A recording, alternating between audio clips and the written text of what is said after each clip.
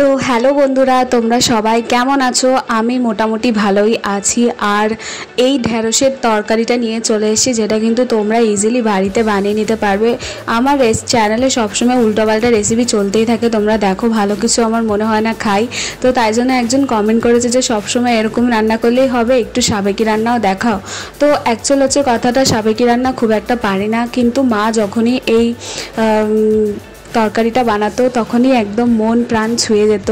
কিন্তু আজ তো আর মা নেই, তাই জন্য আর নিজে থেকেই বানালাম।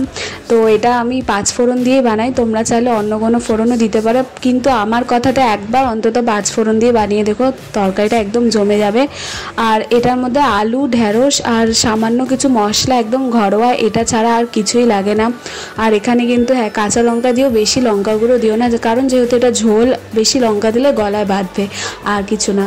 আর ঢ্যাঁড়সটা এখন খুবই বাজারে অ্যাভেলেবেল। আর হ্যাঁ, শুধু একটা মশলা লাগবে, সেটা হচ্ছে আদা কুচি। আদা কুচিতে কিন্তু দিতে ভুলো না। এই তরকারিটা, আমার ঢ্যাঁড়স আনতে পছন্দ না, কিন্তু এই তরকারিটা যখনই বানাই তখন মানে একটা আলাদাই সুন্দর একটা টেস্ট মুখের মধ্যে লেগে থাকে। যারা কিন্তু একটু ঝোল ঝোল তরকারি বা একটু সাদা মাটা তরকারি খেতে পছন্দ করো, তারা এই ঢ্যাঁড়সের তরকারিটা অবশ্যই বানাবে।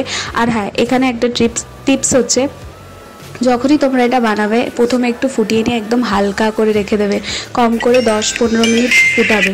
10-15 মিনিট ফোটালে তবেই গিয়ে এটা সুন্দর একটা হালকা টেস্ট আসবে। আর তার সাথে কিন্তু গরম গরম ভাত, তরকারিটা একদম জমে যাবে। আর যত আস্তে আস্তে ফোটাবে তরকারিটার স্বাদ ততটাই বাড়বে।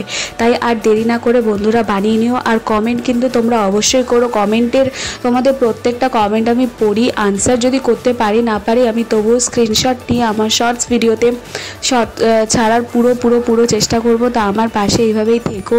আর তোমাদের সবাইকে ধন্যবাদ এইভাবে এতদিন পাশে থাকার জন্য। আমি একটু ব্যস্ততার কারণে ভিডিও তোমাদের জন্য আনতে পারছিলাম না, বাট এবার থেকে প্রমিস তোমাদের সবার জন্য ডেলি ভিডিও আনবো। তোমাদের ভালোবাসা আরও দিও।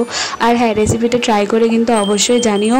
আর রেসিপিটা যদি তোমরা অলরেডি খেয়ে থাকো, বাড়িতে বানিয়ে থাকো, তার কমেন্ট করো। যদি কোনো রকম ইমপ্রুভমেন্ট লাগে, যে এইটা দিলে ভালো হতো, এটা হলে ভালো হতো, তাহলে কিন্তু আমাকে অবশ্যই জানাবে। তো যাই হোক, আজকের জন্য এইটুকুই, ব্যাস, একদম রেসিপি রেডি, খাওয়ার জন্য প্রস্তুত। তো আমি চললাম খেতে। বাই বাই, তোমরা সবাই ভালো থেকো।